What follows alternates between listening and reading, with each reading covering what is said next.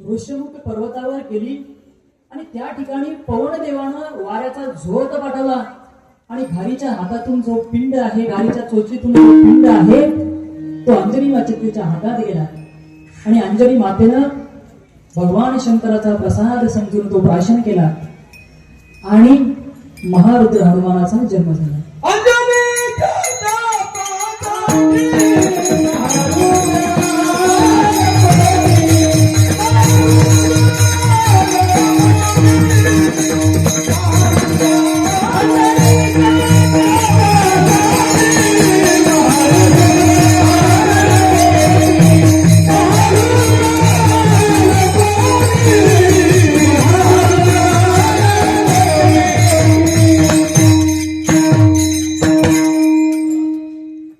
अंजनीच्या तपासाठी महारुद्र आले कुठे?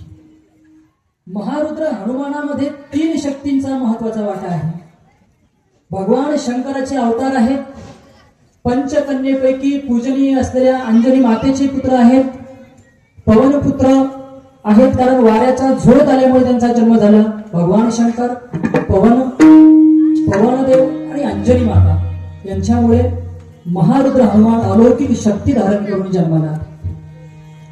आणि हनुमानाचा जन्म झाल्यानंतर काही दिवसानंतर असेल, काही वर्षानंतर असेल, हनुमानाला एक दिवस भूक लागली आणि ते आपल्या आईला म्हणायला लागले की मला काहीतरी खायला दे. आईनं अशा वेळी काय करावं? आपल्या लेकराला भूक लागली, घरामध्ये जर स्वयंपाक तयार नसेल तर आजची एखादी आई काय करते? त्या मुलाच्या हातामध्ये काय करते? मोबाईल देते. लहान मुलं रडायला लागले तर आता आई त्याला जवळ घेत नाही, त्याच्या हातामध्ये मोबाईल देते. आणि हातामध्ये मोबाईल आल्यानंतर रडणारं मूल काय करतं? शांत होतं.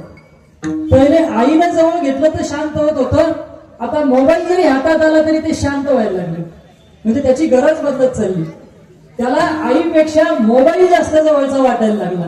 याचा विचार करण्याची आपल्याला गरज आहे की आपण आपल्या हातामध्ये काय असतं त्याच्यानुसार करतो की मुलाच्या हातामध्ये काय असेल. एके दिवशी असाच बसने प्रवास करत होतो. आता पूर्वी बसमध्ये लोक जेव्हा प्रवास करायचे तेव्हा एकमेकाशी बोलायचे पाऊस पाणी कसा आहे.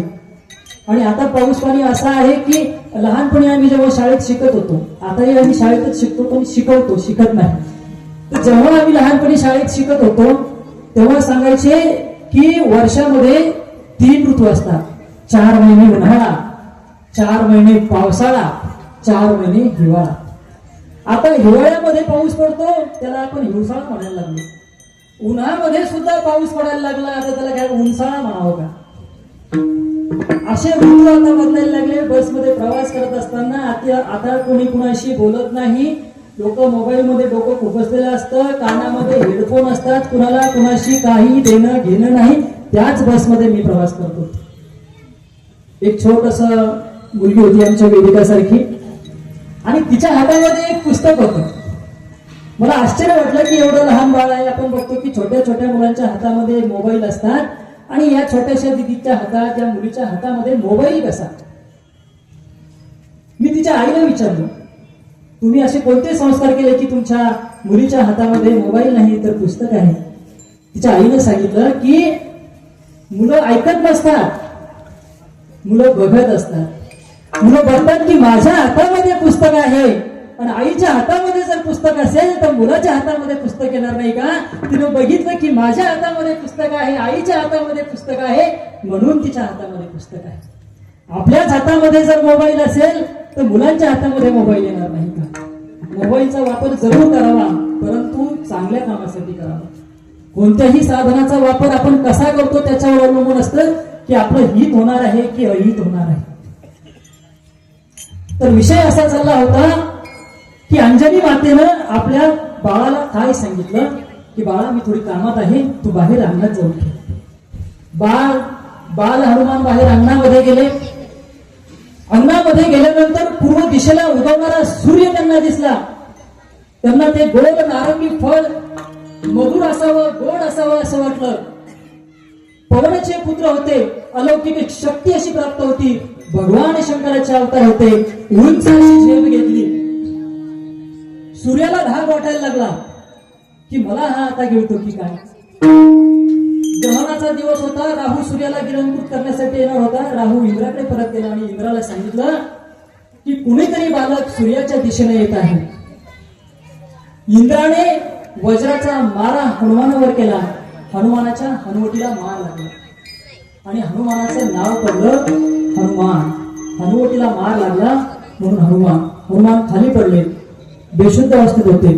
पवन देवाला राग आला की माझ्या पुत्रावर कोणी हल्ला केला. पवन देवानं सृष्टीतील सर्व हवा थांबवून टाकली आणि हवेची किंमत आपल्याला तेव्हा कळते जेव्हा हवा नसते. हवा नसेल तर आपण जगू शकत नाही.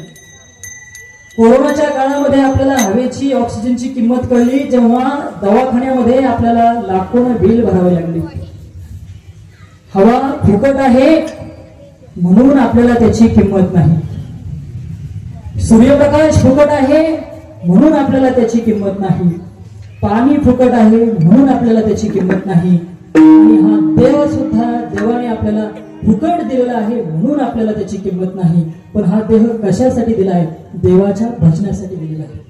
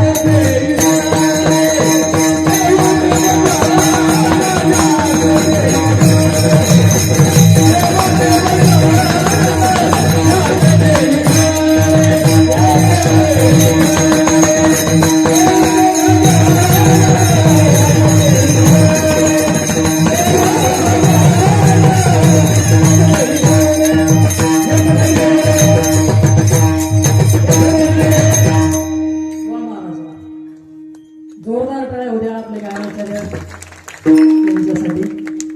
देवाने हा देह भजनासाठी दिला आहे, परंतु फुकट असल्यामुळे कोणत्याही गोष्टीची किंमत राहत नाही. हवा थांबली, सृष्टी थांबली. सगळ्या देवांनी इंद्राकडे जाऊन धावा केला, पवन देवाची माफी मागितली आणि सगळ्या देवांनी ठरवलं की आपण हनुमानाला वरदान देऊया. ब्रह्मांनी वरदान दिलं की तू चिरंजीवी होशील. अग्निदेवाने वरदान दिलं की तुला अग्नी जाळू शकणार नाही. इंद्राने वरदान दिलं की वज्राचा आघात तुझ्यावर होऊ शकणार नाही, तुझं शरीर हे वज्रासारखं होईल. आणि असे महावीर हनुमान जे आहे ते सर्व शक्तीने परिपूर्ण झाले. अशा या महावीर हनुमानाचा हा कितवा अवतार आहे तर संत एकनाथ महाराज सांगतात अभंगात.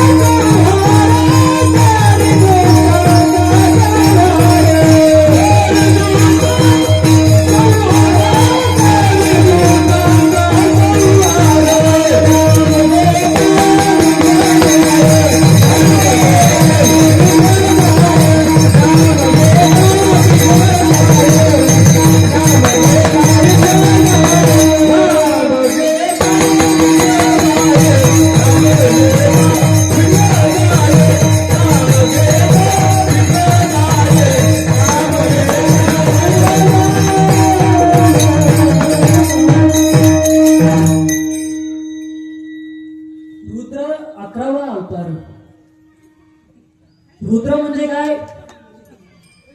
रुद्र म्हणजे रडवणारा. कुणाला रडवणारा? जे दुर्जन असतील, जे दुष्ट असतील, जे अन्यायकारक असतील, जे अहंकारी असतील त्यांना रडवणारा म्हणजे रावणाला रडवणारा. आणि 11वा का म्हटलंय तर त्याआधी 10 म्हणजे काय हे समजून घेणं गरजेचं आहे. रुद्र 11वा अवतार.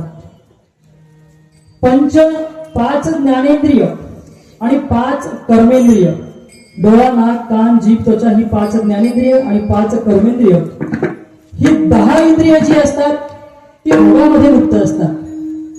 त्यांना कोणतीही गोष्ट हवी असते. डोळ्यांना चांगलं बघायला पाहिजे, कानाला चांगलं ऐकायला पाहिजे, नाकाला चांगला सुगंध पाहिजे आणि तोंडाला चांगलं चांगलं खायला पाहिजे. परंतु या 5ही इंद्रियाला आणि 5 कर्मेंद्रियावर नियंत्रण करणारं जे तत्व असतं ते 11वं तत्व असतं आणि त्याला म्हणतात मन. मन हे हनुमानाचं प्रतिनिधित्व करतं. हनुमान तत्व म्हणजे मन. आणि जेव्हा हे मन त्या 10 तत्वांना 10 इंद्रियांना सांगतं की तू आता भक्ती कर, तू भक्ती करायला हवी, तेव्हा त्याच्यामध्ये हनुमान तत्वाचा प्रवेश होतो आणि आपण भक्ती मार्गाला लागतो. परंतु हे जे मन आहे, मन कसं असतं? अतिशय चंचल असतं. एका ठिकाणावरून दुसऱ्या ठिकाणी जायला त्याला काहीही वेळ लागेल.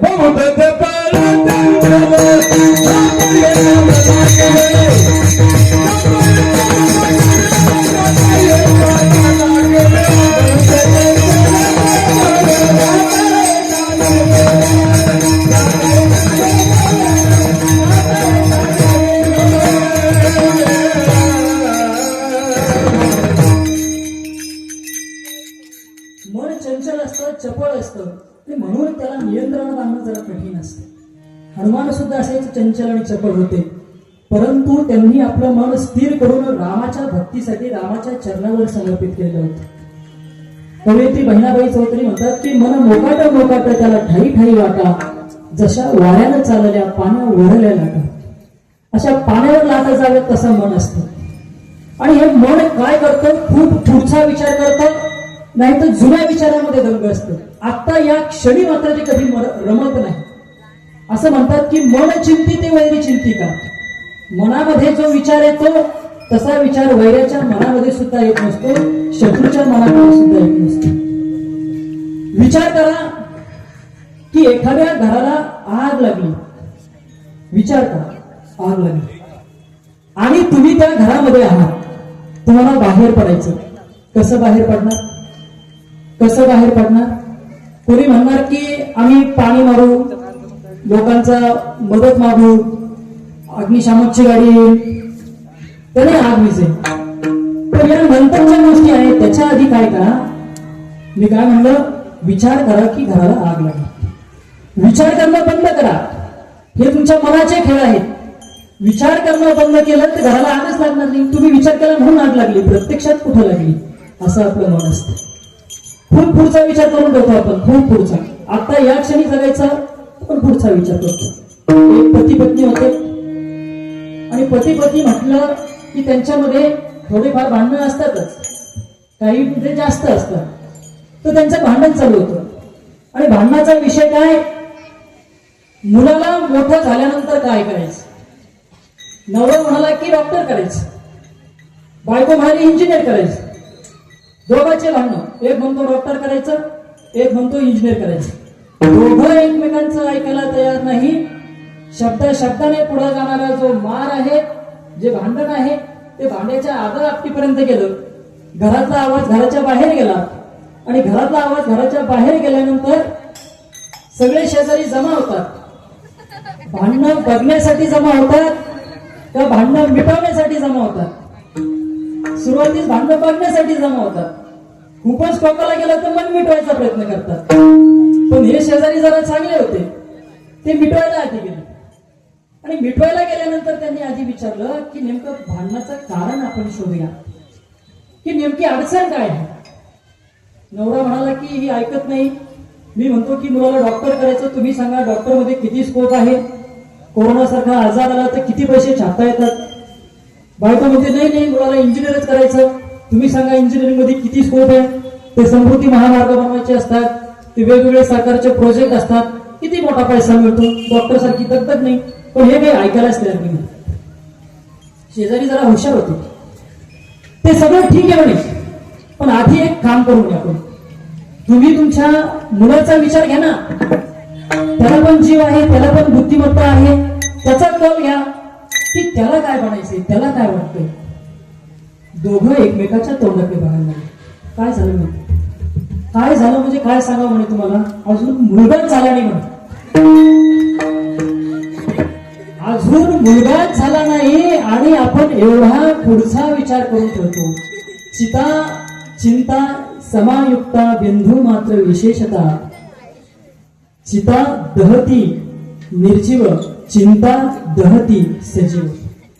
चिता आणि चिंतेमध्ये अनुसाराचा फरक असतो. चिता काय करते, निर्जीव देहाला एकदा जाळते, परंतु चिंता सजीव देहाला वारंवार जाळत असते. म्हणून आपण चिंता करू नये.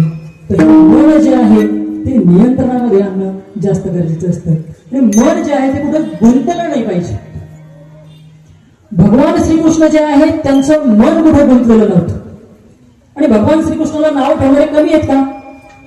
लहानपणी चोऱ्या केल्या, वाढला देवकीच्या घरी, यशोदेकडे राहायला गेला, रणांगणातून पळ काढला, प्रसंगी खोटं बोलावं लागलं तर खोटं सुद्धा बोलला.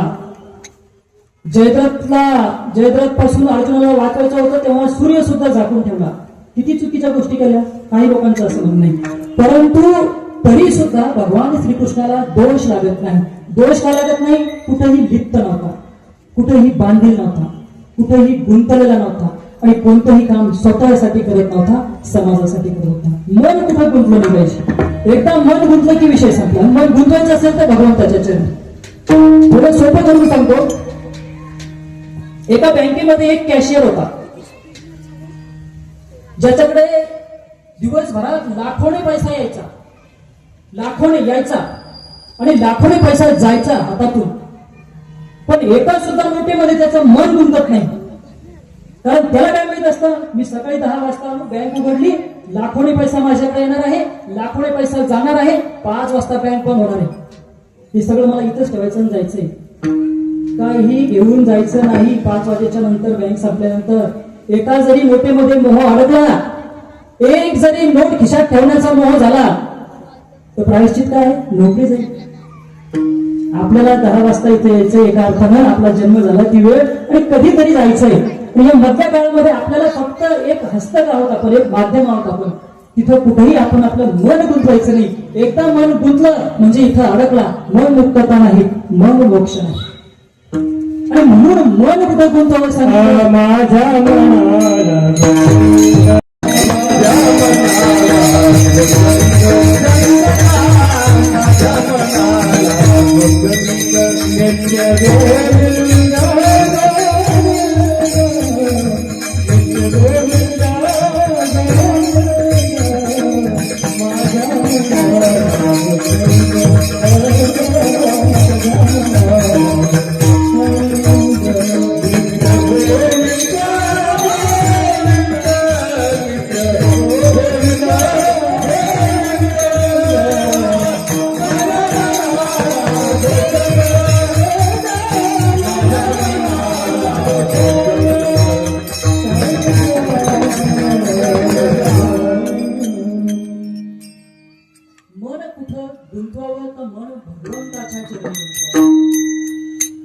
आणि अर्जुनाच्या रथाला 5 घोडे होते. 5 ज्ञानेंद्रियाचं ते प्रतीक आहे. डोळा, नाक, कान, जीभ, त्वचा. आणि या अर्जुनाच्या रथावर कपिध्वज होता, हनुमानाचा ध्वज होता. हनुमान म्हणजे मनाचं तत्व, हनुमान म्हणजे मन. हे इंद्रिय कुठेही धावले तरी मन त्याला नियंत्रणात करू शकतं, मन त्याला ताब्यात घेऊ शकतं. आणि त्यामुळे अर्जुनाचा जो रथ आहे तो कधी सैरावैरा झाला नाही. अर्जुनाचं मन जे आहे ते कधी भटकलं नाही. मन इंद्रियाचा राजा, राजा, मन इंद्रियाचा राजा, मन इंद्रियाचा राजा, मन इंद्रियाचा राजा.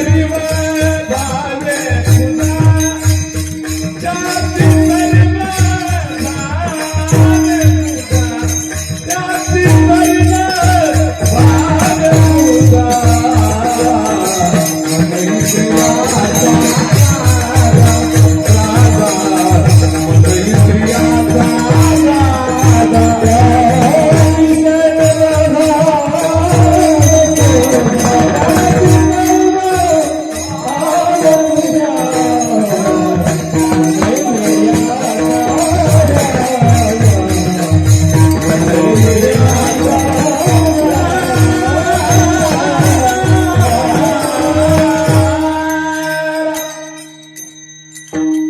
मन इंद्रियाचा राजा. अर्जुनाच्या रथावर कपिध्वज होता. स्वैर धावणारे पंच ज्ञानेंद्रियाचं प्रतीक म्हणजे 5 घोडे, परंतु ते नियंत्रणात होते कारण कपिध्वज होता. हनुमान तत्वावर होतं, मनाच्या तत्वावर होतं.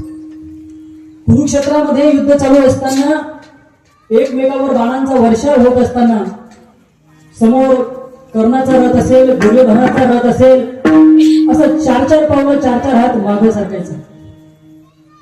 पण अर्जुनाचा रथ थोडं सुद्धा मागे सरकत नव्हता. अर्जुन भगवान श्रीकृष्णाला म्हणाले की देवा खाली बघा म्हणे, आपला रथ तसूभरी मागे जात नाही म्हणे. भगवान श्रीकृष्ण म्हणाले खाली नाही वर बघ म्हणे. वर हनुमान ध्वजावर आहे, हनुमान तत्व आहे, म्हणून आपला रथ जो आहे तो तसूभरी मागे सरकत नाही. आपण खाली बघतो, सगळं माझ्यामुळे चाललंय, माझ्यामुळे चाललंय, माझ्यामुळे चाललंय. आपण वर बघत नाही. वरचा जो आहे त्याच्यामुळे आपलं सगळं काही चांगलं चालू असतं. 2 पती पत्नी होते, गावाकडे जायला निघाले होते. नवरा पुढे बसलेला हिरो आणि तो होंडावर बसला. हिरो होंडा नावाची त्याची गाडी. आणि त्यांचा 3.5-4 वर्षाचा गोंडा, छोटासा मुलगा, हिरो होंडा गोंडा समोर गाडीवर बसलेला टू व्हीलरवर. आता हौसे खातर बापानं पोराला सांगितलं की गाडी अशी धर. त्यांनी अशी धरली हँडल. बापाच्या हात अशी इकडं, मुलाच्या अशी इकडं. गाडी चालायला लागली. गाडी चालवतोय कोण? त्याचा बाप चालवतोय. मुलाला वाटलं मीच चालवतोय. गावाकडे गेल्यानंतर आपल्या 4 पोरांना गोळा करून त्यांनी सांगितलं आज मी गाडी चालवली, मी गाडी चालवतोय, मी गाडी चालवतोय. त्याला माहित नाही त्याचा बाप गाडी चालवतोय. ही गाडी कोण चालवतोय? मला वाटतंय मी चालवतोय, मी चालवतोय, मी चालवतोय. ही गाडी मी नाही चालवत, जगाचा बाप ही गाडी चालवतोय. हे आपल्याला कळत नाही. दिसत नाही, देव दिसत नाही, मग कुठे म्हणता तुम्ही? हवा दिसते का? फुलातला सुगंध दिसतो का? मग नाही का? कोरोना सारखा एक जीव आला जो डोळ्यांना दिसत नव्हता पण कळला नव्हता, त्याच्यावर तुम्ही विश्वास ठेवला. दिसला नाही तरी विश्वास ठेवला. मला एक सांगा, तुम्ही कोणी नंदुरबारला गेले का? किती जण नंदुरबारला गेले? नंदुरबार. किती जण गडचिरोलीला गेले? कोणीच नाही गेले. 2-3 जण असतील इकडले गेलेले नंदुरबारला, गडचिरोलीला. आमचे शेळके साहेब ग्रामसेवक होते, रिटायर झाले, ते गेले असतील नंदुरबार, गडचिरोली. तुम्ही कधी गेले नाही.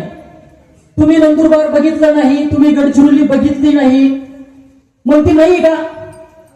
नाही का? तुम्ही जर बघितली, मी पाहिली नाही म्हणजे गडचिरोली नाही, मी पाहिली नाही म्हणजे नंदुरबार नाही, असं असतं का? नाही ना. कुणीतरी जाऊन आलंय ना, त्यांनी बघितलंय ना नंदुरबार. विचारा ना त्यांना आहे का नाही. ते म्हणतात ना आहे ना, गुगल मॅपवर आहे ना, पुस्तकात लिहून ठेवलंय ना, संतांनी बघितलाय देव, ते जाऊन आले, त्यांनी आपल्या संत साहित्यात लिहून ठेवलंय. सर्वागते रामदे हा देही एका,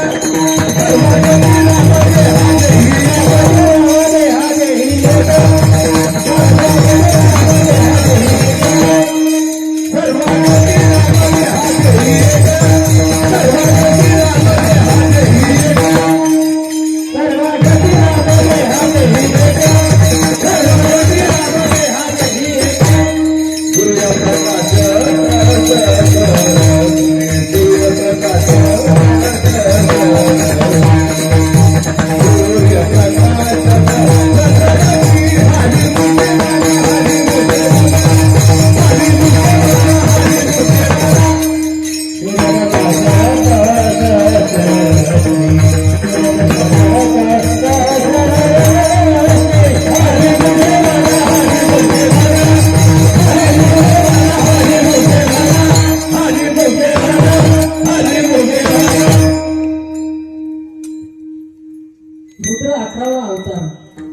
अर्जुनाच्या ध्वजाच्या संदर्भाने आपण बोलत होतो, कपिध्वजाच्या संदर्भाने, की हनुमान तत्व असल्यामुळे अर्जुनाचा रथ तसूभरही कमी होत नव्हता.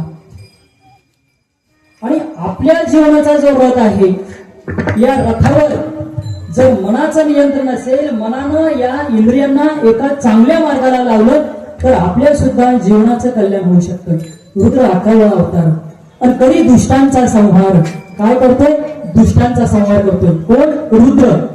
कोणता? 11वा अवतार हनुमान दुष्टांचा संहार करतात. कोणत्या दुष्टांचा? रावणाचा संहार केला. रावण म्हणजे अहंकाराचा संहार केला. हनुमान एका दुसऱ्या अर्थानं हनुमान म्हणजे काय? तर हनु म्हणजे नष्ट करणारा आणि मान म्हणजे अहंकार. जो अहंकार नष्ट करतो, जो मान नष्ट करतो त्याला हनुमान म्हणतात. रावणाचा अहंकार हनुमानाने नष्ट केला. करी दुष्टांचा संहार. आणि दुष्ट म्हणजे काय? आपल्या मध्ये जे दुष्ट तत्व असतात, काम, क्रोध, मद, मोह, लोभ, मत्सर, हे जे षडरिपू असतात, या दुष्टांचा नायनाट करण्याचं काम कोण करतं? हनुमान तत्व करतं. हनुमान तत्व करतं म्हणजे आपलं मन करतं. परंतु हे मन जे आहे ते भगवंताच्या चरणी लीन झाल्यानंतरच ते त्याचा नाश करू शकते. कारण या नामामध्ये किती महती असते तर संत एकनाथ महाराज सांगतात अभंगाच्या दुसऱ्या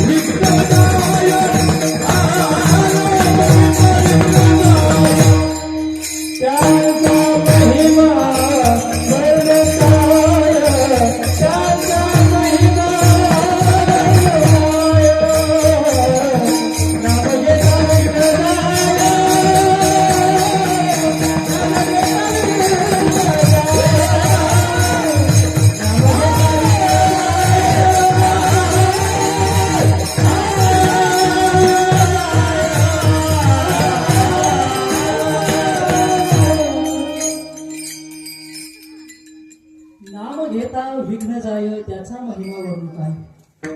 नाम नम या धातूपासून तयार झालेला शब्द म्हणजे नाम. आणि नामाची महती काय आहे तर नाव घेतल्यानंतर विघ्न जातं. नाव घेतल्यानंतर जन्मांतरीचं पाप जाळण्याचं सामर्थ्य सुद्धा नामामध्ये असतं.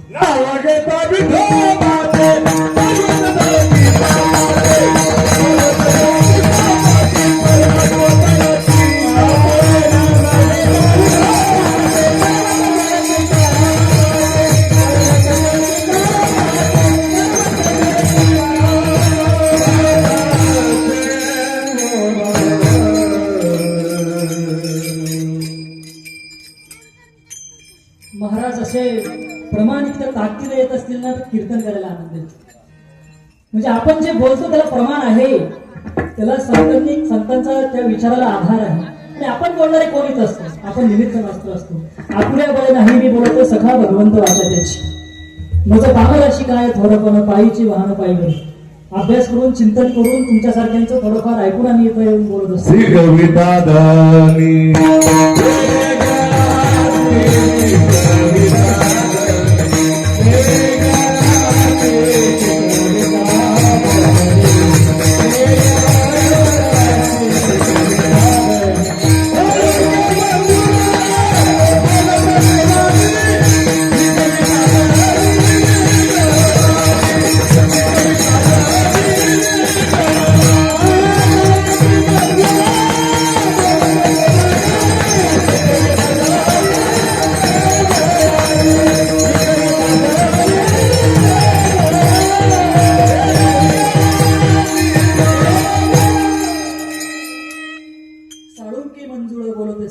शिकविता धनी वेगळाची. शिकविता धनी तो करता करविता परमेश्वर आहे. अहंकाराचा लवलेश आपल्याला लागायला नको. आणि या ठिकाणी अहंकाराचा लवलेश कोणामध्येही नाही. त्यामुळे आपण या पवित्र पावन सभा मंडपामध्ये येऊन बसलेले आहात आणि एवढी सुंदर अशी साथ संगत गायनाचार्याची मला लाभत आहे, मृदंगाचार्याची लाभत आहे, आमच्या महारुद्र वारकरी शिक्षण संस्थांच्या छोट्या छोट्या विद्यार्थ्यांची लाभत आहे. IPL ची क्रिकेट मॅच सोडून ते या ठिकाणी आलेले आहेत. फक्त आलेले नाहीत, तन मन धनाने येत आहेत आणि येणाऱ्या 7 दिवसात ते या भक्तिरसाचा आनंद घेणार आहेत. नाम घेता विघ्न जाय, ही नामाची महती आहे की नाम घेतल्यानं हे विघ्न जातं. नाम घेतल्यानं जन्मांतरीचं पाप नाहीसं होतं. वाड्याकोळी होता, येणाऱ्या जाणाऱ्याची वाटमारी करायचा. एक माणूस मारला की एक खडा रांजणामध्ये टाकायचा. असे 7 रांजण भरले होते आणि असे 7 रांजण भरल्यानंतर सुद्धा त्याच्या मनाची काही पूर्ती झाली नाही. एक दिवस नारद मुनी रस्त्याने आले, गळ्यामध्ये विना, नारायण नारायण जग चालू. आणि वाल्या कोळीने त्याला अडवलं. अडवल्यानंतर नारद मुनीला म्हणाला की तुमच्याकडे जे काही असेल ते मला देऊन टाका, दिलं नाही तर तुमचा शिरच्छेद करणार, तुम्हाला मारून टाकणार. वाल्या कोळी म्हणाला की माझ्याकडे या विनाशिवाय दुसरं काहीही नाही. नारद मुनींनी सांगितलं की माझ्याकडे फक्त विना आहे. वाल्या कोळी म्हणाला की तुमची विना घेऊन मी काही कीर्तन करणार आहे का? मी तुम्हाला आता मारून टाकणार आहे म्हणे. तुमचा काळ, तुमची तारीख आता भरलेली आहे म्हणे. नारद मुनींनी सांगितलं की मला अवश्य मार म्हणे, एक काम कर म्हणे, घरी जाऊन आपल्या बायकोला, आपल्या पोरांना विचार की मी आजपर्यंत जे पाप केलं त्याची जर मला शिक्षा झाली तर त्या पापामध्ये तुम्ही सहभागी होणार का, त्या पापामध्ये वाटेकरी होणार का? मी इथंच थांबतो. वाल्या कोळी घरी गेला. घरी गेल्यानंतर आपल्या बायकोला विचारलं की आता जर केवायसी करायला लावली, मी सरकारी नोकरीत असताना किंवा आपलं उत्पन्न 2 लाखाच्या वर असताना तू लाडक्या बहिणीचा फॉर्म भरला आणि लाडक्या बहिणीचे 1,500 रुपये उचलले आणि आता जर खरी माहिती द्यायची असेल, आतापर्यंत जमा झालेले 1,500 रुपये परत करायचे असतील तर तू परत करणार का? ती म्हणाली बिलकुल नाही. मी मुख्यमंत्र्याची लाडकी बहीण आहे. मी चुकीची माहिती जरी भरली असेल तरी सरकारनं मला का पैसे द्यावे? मी मागचे पैसे देणार नाही.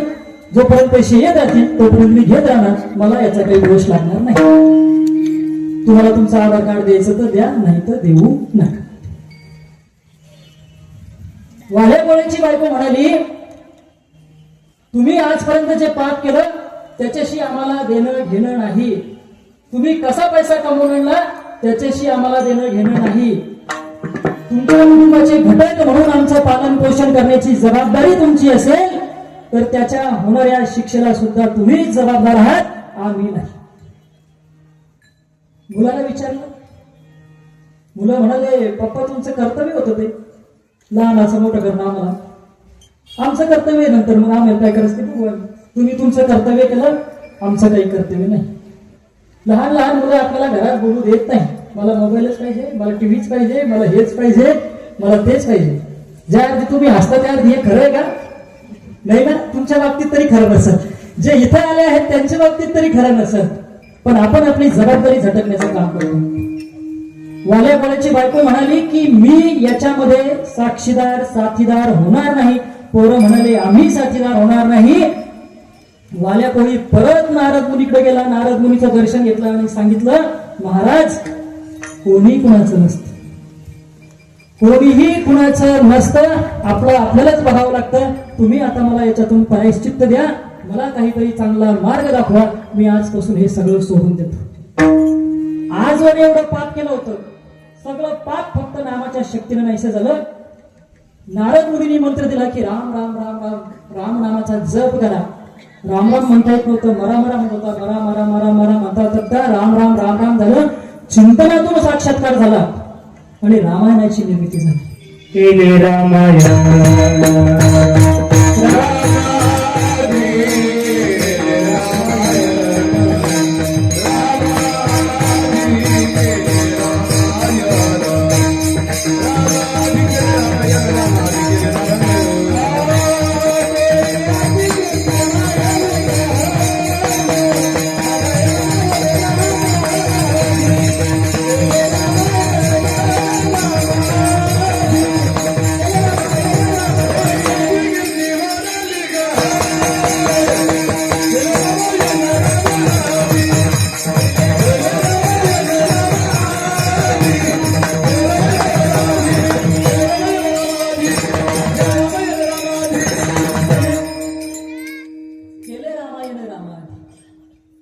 वाल्या कोळ्यानं म्हणजे महर्षी वाल्मिक ऋषींनी जे लिहून ठेवलं त्यानुसार भगवंताला सुद्धा वागावं लागलं.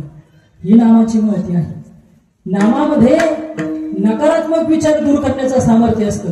ऐसा नामाचा महिमा, ऐसा नामाचा महिमा,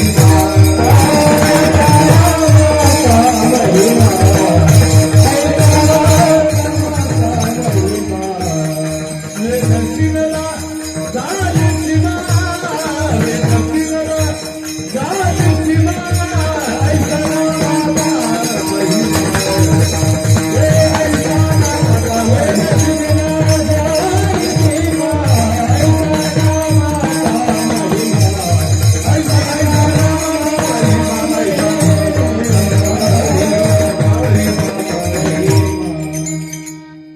ऐसा नामाचा महिमा. नामाचा महिमा कसा आहे, मनातील वाईट विचार सुद्धा दूर होतात. पंढरीची वारी चालली होती पंढरपूरला. तरुण, वृद्ध, महिला मंडळ सगळे होते आणि विठू नामाचा गजर करत करत एक एक पावलं पुढे जात जात दिंडी चाललेली होती. आणि या दिंडीमध्ये एक चोराने एका शिरकाव केला. डोक्यामध्ये वारकरी टोपी घातली, मस्तपैकी पांढरा कुर्ता घातला, धोतर नेसलं आणि दिंडीमध्ये सामील झाला. दिंडीमध्ये सामील झाल्यानंतर एकमेकांबरोबर ओळखी पाळखी व्हायला लागल्या. ओळख झाली, पाळख झाली, पण हा चोर होता. दिंडीत घुसलेला चोर होता. दिंडीमध्ये त्याने एक वयोवृद्ध म्हातारा माणूस बघितला, ज्याच्याकडे त्याच्या मुलानं खर्चासाठी 10,000 रुपये दिले होते. हे त्यानं पाहिलेलं होतं आणि त्याच उद्देशाने तो दिंडीत घुसला. बघायचा याच्याकडे 10,000 रुपये आहे, हे आपण कधीतरी चोरू आणि इथून पसारू. म्हातारा झोपेतून सकाळी उठायचा, 10,000 रुपये मोजायचा, याच्या समोर मोजायचा, हा बघायचा, पुन्हा खिशात ठेवायचा. दिंडी पुढच्या मुक्कामाला निघून जायची. रोजचा हाच दिनक्रम.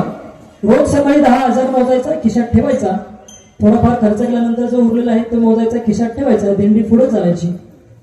रोज रात्री मुक्कामाच्या ठिकाणी झोपल्यानंतर हा चोर काय करायचा, जे मुक्कामाचं ठिकाण आहे तिथं कोणाच्या पिशव्या शोधून बघ, एखाद्याची पेटी शोधून बघ, एखाद्याचे खिशे चाचपून बघ, हे 10,000 सापडते का.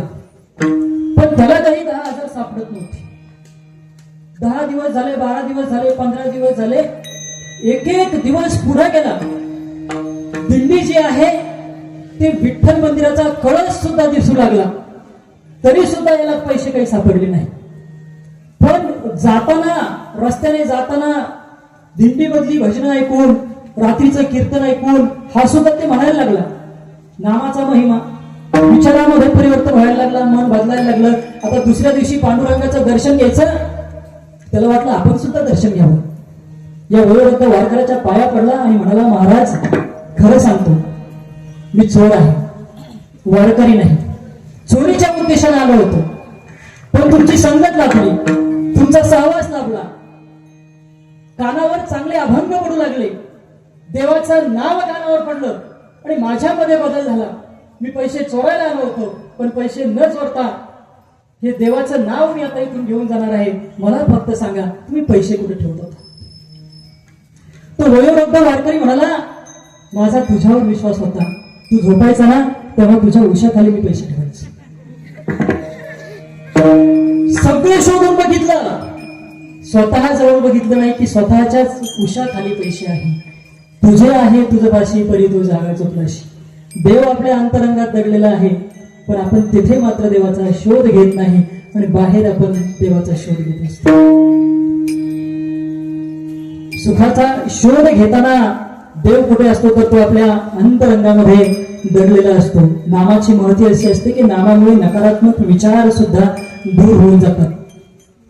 प्रभू श्रीरामाला लंकेवर स्वारी करण्यासाठी पलीकडे समुद्र पार करून जायचं होतं. पार कसं करावं हे कळत नव्हतं. तर नल आणि नील नावाचे 2 वानर होते. त्या काळातले त्यांचे इंजिनियर सांगतात, दगडावर राम असं नाव लिहिलं, पाण्यामध्ये सोडलं, दगड तरंगू लागला. एक एक दगडावर नाव लिहून, प्रभू श्रीरामाचं नाम लिहून काय केलं, असा पूल तयार केला. प्रभू श्रीरामाला वाटलं की माझं नाव लिहिल्यानंतर जर दगड तरत असेल तर मी सुद्धा एखादा दगड सोडतो. प्रभू श्रीरामाने एक दगड घेतला आणि पाण्यामध्ये टाकला, परंतु तो दगड बुडाला. हनुमानाने विचारलं, प्रभू श्रीराम हे कशामुळे झालं माहितीये का? की दगडावर राम लिहिल्यानंतर तो दगड तरंगतो, ही राम नामाची शक्ती आहे.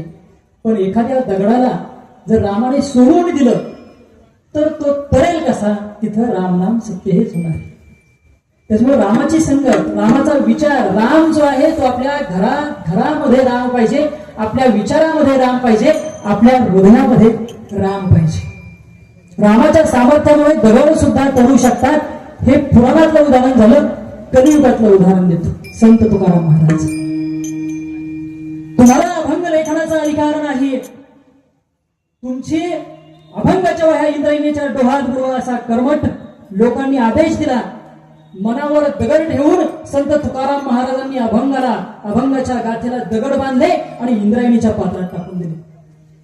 14 दिवसाचा उपवास केला, देवाकडे हाक मारली, देवाची प्रार्थना केली आणि 14 दिवसानंतर अभंगाच्या वह्या वर आल्या. दगडाचा इथं